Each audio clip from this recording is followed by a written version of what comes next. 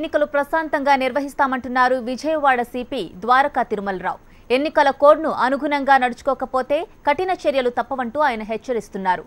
EC నిర్ణయాల మేరకు ప్రత్యేక బృందాలను ఏర్పాటు చేశామంటున్న సిపి ద్వారకా తిరుమలరావుతో మా ప్రతినిధి Sai face to face.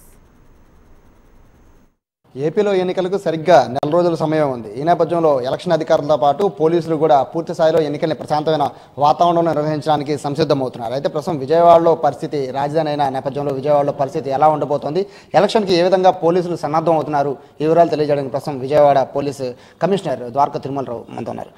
Police commissionerate పరిధిలో ఇందాక మీరు చెప్పినట్టు నెల రోజులు సమయం ఉన్నప్పటికీ కనీసం ఒక నెల 15 నుంచి మేము ఆల్రెడీ ఇదే ఎక్సర్సైజ్ చేస్తూ ఉన్నాం. కాబట్టి సమస్యాత్మక ప్రాంతాలు అయితేనేమి, బైండ్ ఓవర్లు అయితేనేమి, వెపన్స్, లైసెన్స్ వెపన్స్ అన్నీ కూడా మేము ఆల్రెడీ స్టార్ట్ చేసాం.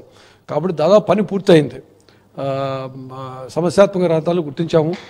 మొత్తం పోలింగ్ స్టేషన్లు 1483 ఉంటే అందులో 873 పోలింగ్ స్టేషన్లు కొంచెం సమస్యాత్మకంగా ఉంటాయని అనుకుంటాం. ఆ 873 కూడా 328 ప్రదేశాల్లో ఉన్నాయి, అంటే లొకేషన్స్. సో ఈ 328 సమస్యాత్మక ప్రాంతాలు గుర్తించడం జరిగింది. అట్లే 1403 మందిని ఇప్పటికీ ఆల్రెడీ బైండ్ ఓవర్ చేసాం. ఇంకొక సుమారు 100 మంది ఉన్నారు. రౌడీలు అయితేనేమి, ఇంతకుముందు ఎలక్షన్ అఫేర్స్లో ఉన్నవాళ్ళు కానీ ఇంకా ట్రబుల్ మాంగర్స్ అంతా కలిపి ఇంకో 100 మంది ఉంటారు. అది కూడా ఒక మ్యాక్సిమం 1 వీక్ లోపు అయిపోతుంది, బైండింగ్ ఓవర్ అయిపోతుంది. లైసెన్స్ వెపన్స్ దాదాపు అన్నీ కూడా మనం డిపాజిట్ చేసుకుని ఒక 5 వెపన్స్ ఇంకా ఉన్నాయి. అది కూడా రిటైర్డ్ ఎయిర్ ఫోర్స్ ఆఫీసర్లు అటు ఒకళ్ళు ఉన్నారు. అది కూడా మేము హైదరాబాద్లో ఉంటారని చెప్తే ఆ టీం పంపించాం, అది కూడా అయిపోతుంది.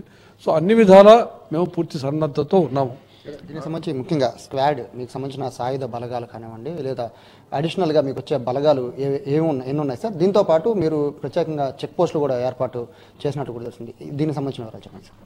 సాయుధ బలగాలు ఎంత డిప్లాయ్మెంట్ ఏమిటనేది చెప్పకూడదని క్లియర్ నిబంధన ఉంది కాబట్టి నేను చెప్పను. కానీ మాకు ఆల్రెడీ అనుకున్న విషయాల్లో 14 చెక్ పోస్టులు పెడుతున్నాము, 15 ఫ్లయింగ్ స్క్వాడ్స్ పెడుతున్నాము, అట్లే 12 SST అంటారు, స్టాటిక్ సర్వేలెన్స్ టీమ్స్ పెట్టాం. సో దాని ద్వారా మద్యం పంపిణీ అయితేనేమి, డబ్బు కానీ, నగదు రూపేణా కానీ, వస్తు రూపేణా కానీ ఏదైనా పంపిణీ చేసేది కానీ, ఓటర్లు ప్రభావితం చేసేది కానీ, బెదిరింపు చర్యలు తీసుకుని అన్నిటికీ మేము చెక్ పెట్టడం జరిగింది. ఇవాళ పొద్దున కూడా 91 లక్షలు ఒక కారులో తీసుకెళ్తా ఉంటే, ఇన్నోవా కారు వెళ్తా ఉంటే దాన్ని ఇంటర్సెప్ట్ చేయడం అది జరిగింది. సో ఇది కంటిన్యూస్ ప్రాసెస్. నెక్స్ట్ 31 డేస్ తర్వాత ఎలక్షన్ అయిపోయాక కూడా కోడ్ ఉన్నంతకాలం కూడా దీన్ని మేము అమలు పరుస్తాము. దీస్ ఆర్ చెక్ పోస్ట్ వాటికి సంబంధించి ఆల్రెడీ అన్నీ కూడా మా స్కీమ్ అంతా తయారైపోయింది. వీఆర్ ఆల్రెడీ డిప్లాయ్మెంట్ అయిపోయింది. ఏ విధమైనటువంటి ఓటర్లు ప్రలోభాలకు కాకుండాను, బెదిరించకుండాను, ఇది చేయకుండా అన్ని చర్యలు తీసుకుంటాం. ఫైనల్గా చెప్పండి సార్, బదిలీలకు సంబంధించి ఈసీ కూడా చెప్పింది, బదిలీలకి సంబంధించి త్వరితగతిన చేసేయాలి, ఎప్పటి నుంచో ఉన్నవాడికి స్థాన చలనం చేయాలని చెప్పింది. పోలీసుకి కమిషనరేట్ పరిధిలో ఇప్పుడు బదిలీల పరిస్థితి ఏంటి సార్? బదిలీలు పూర్తయిపోయినాయి. ఎవరైతే ఒకరిద్దరు